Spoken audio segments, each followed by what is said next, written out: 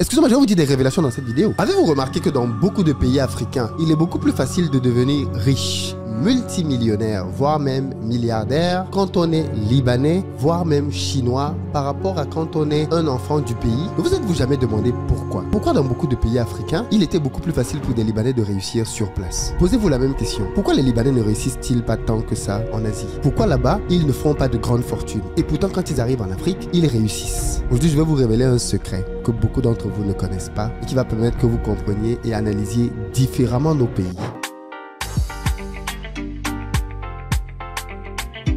Salut à toi, bienvenue sur ma chaîne, moi c'est Philippe Simo et ici je te parle de business concret, de développement du continent africain. Donc si tu es nouveau ici et que ça t'intéresse, abonne-toi. Ça y est les amis, mon livre est désormais disponible, L'urgence d'entreprendre en Afrique. Si c'est une thématique qui vous intéresse, dans la barre de description, vous pouvez vous en procurer un directement.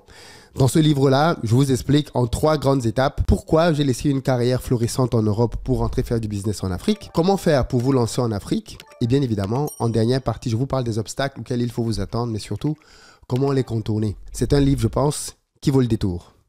D'ailleurs, les amis qui êtes aux États-Unis et au Canada, si vous voulez vous procurer le livre, vous pouvez l'avoir bien évidemment sur Amazon. Mais si vous voulez par exemple une dédicace, je vous donne rendez-vous le 14 à Montréal et le 21 au Maryland. Vous avez les liens dans la barre de description et on va parler de business concret. On va voir dans une première partie comment gagner de l'argent là où vous êtes parce que c'est important que la diaspora soit puissante et forte là où elle est. Et dans un second temps, quelles sont les meilleures niches vers lesquels se tourner quand on vit en Amérique du Nord. Parce que je me suis rendu compte avec l'expérience de terrain qu'il y a des domaines bien particuliers dans lesquels les gens d'Amérique du Nord, vous êtes vraiment avantagés si vous voulez vous lancer en Afrique. Donc vous avez les liens dans la barre de description. Prenez vos places et on se retrouve très prochainement pour parler de véritable business. Et enfin, si vous êtes à Abidjan ou si vous arrivez prochainement à Abidjan et que vous avez besoin d'un véhicule pour vous déplacer, vous nous contactez au numéro qui s'affiche et on mettra à votre disposition pick-up SUV berline en fonction de votre budget. Et enfin, si vous cherchez plutôt une maison pour vous, pour votre famille, sachez qu'on a plusieurs villas que l'on commercialise à partir de 35 millions de francs CFA en gros œuvre. Vous pouvez venir visiter et choisir celle qui vous convient. Alors entrons à présent dans le vif du sujet et approfondissons un tout petit peu un mystère que nous avons souvent tendance à trop vite analyser, celui de l'enrichissement en Afrique de plusieurs communautés telles les Libanais. Pourquoi les Libanais et difficilement les natifs? Alors, je ne veux bien évidemment pas mettre en doute la bravoure des Libanais, leur mérite. Ce sont des gens qui ont beaucoup de choses qu'ils font bien dans le plan du business et qui font que leur business prospère. Mais je veux mettre en avant autre chose dont on parle très peu, c'est le rôle des politiciens dans nos pays. J'ai remarqué que les politiciens africains, pour beaucoup d'entre eux, ne prennent pas plaisir à voir des entrepreneurs de leur pays prospérer. Pour une raison toute simple, c'est qu'ils voient en ces entrepreneurs devenus riches et potentiellement puissants des adversaires, des opposants. Des gens qui vont soit eux-mêmes devenir des candidats pour les concurrencer, ou alors simplement financer l'opposition. Dans beaucoup de nos pays, ce type de réflexe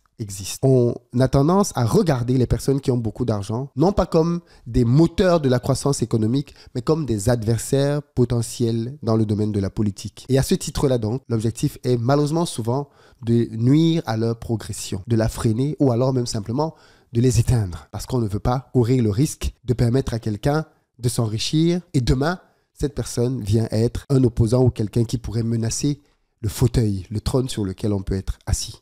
En réalité, réussir dans le business en Afrique à une échelle très grande peut devenir dangereux. Pas parce que tu as volé ou alors parce que tu as triché, pas du tout. Mais simplement parce que plus tu vas réussir dans du business, plus tu vas avoir de la visibilité. Les gens vont commencer à te voir.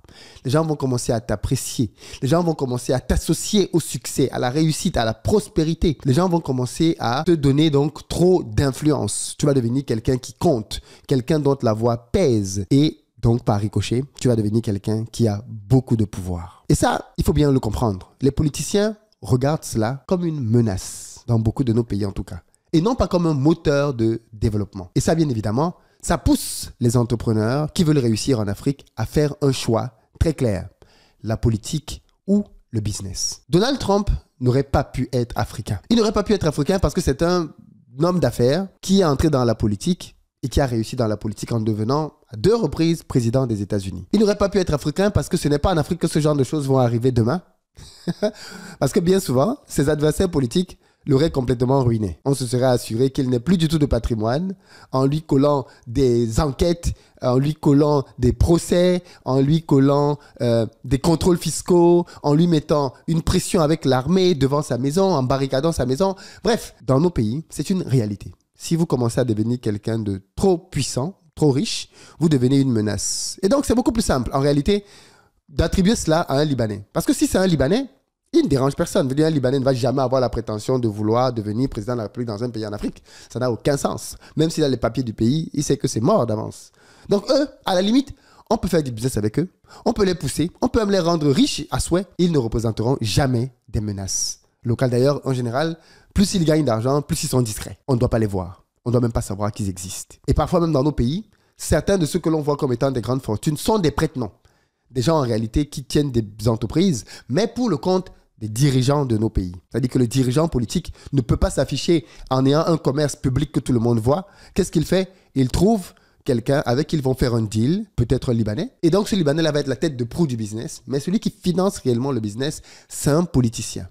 Un politicien que personne ne connaît, ou du moins dont on ne soupçonne pas qu'il est derrière de telles activités économiques. En Afrique, beaucoup d'hommes d'affaires sont freinés. Beaucoup d'hommes d'affaires sont bloqués.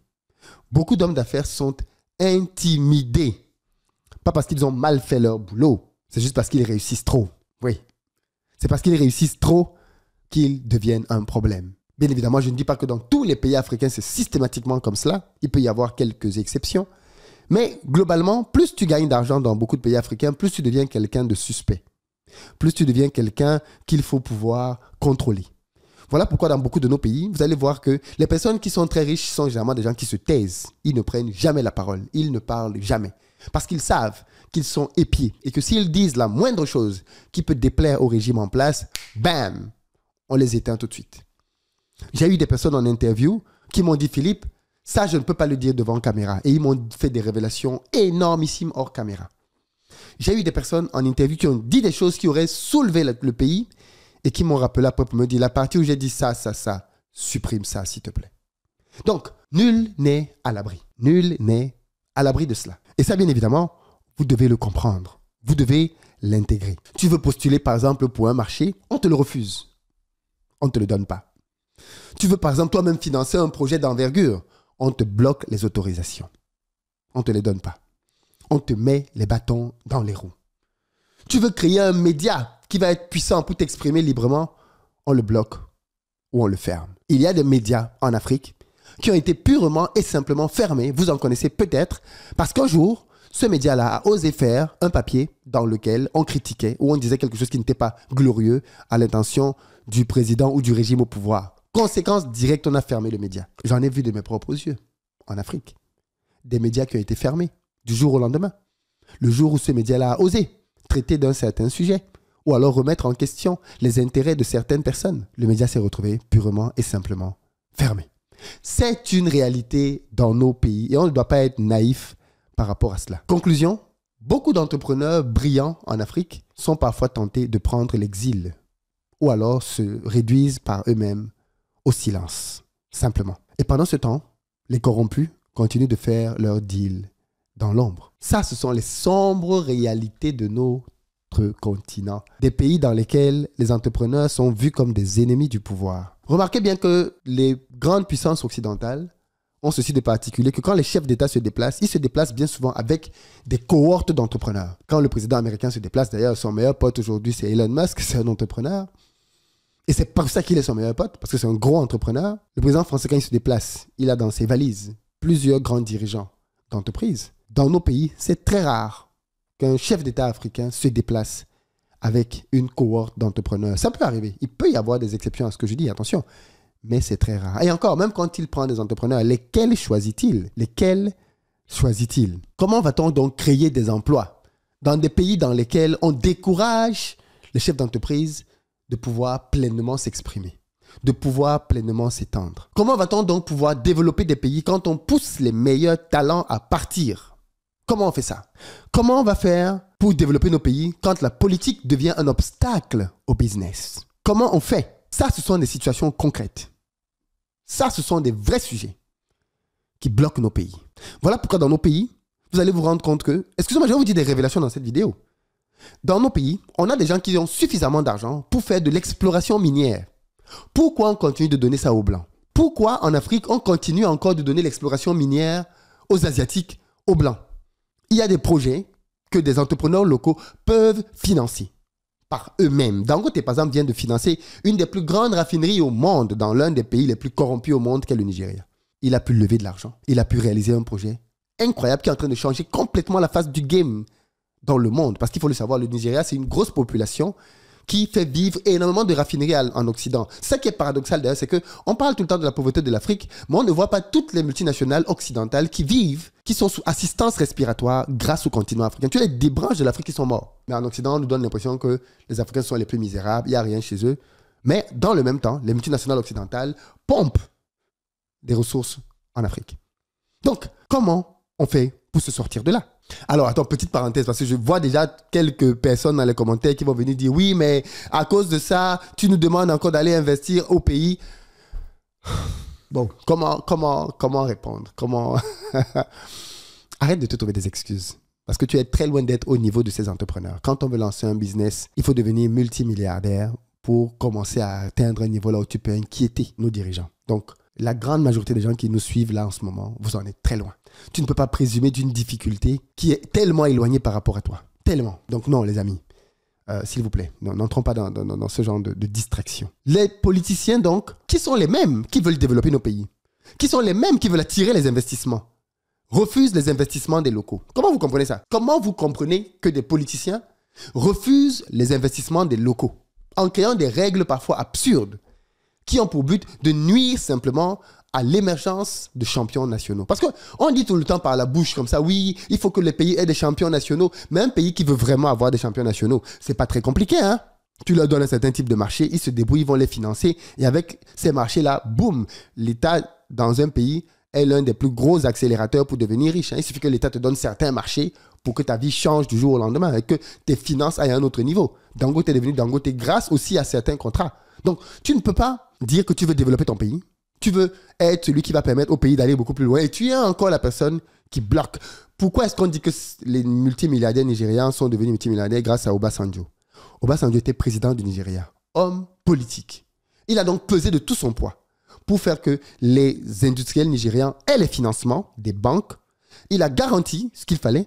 Il a facilité les douanes, il a facilité les impôts et il leur a permis d'avoir un boulevard. Mais surtout, il a décidé que certains marchés, certaines niches étaient uniquement dédiés aux entrepreneurs locaux. Uniquement aux entrepreneurs locaux. Je reviendrai sur un exemple bien précis en parlant du Nigeria dans une prochaine vidéo, sinon celle-ci sera beaucoup trop longue.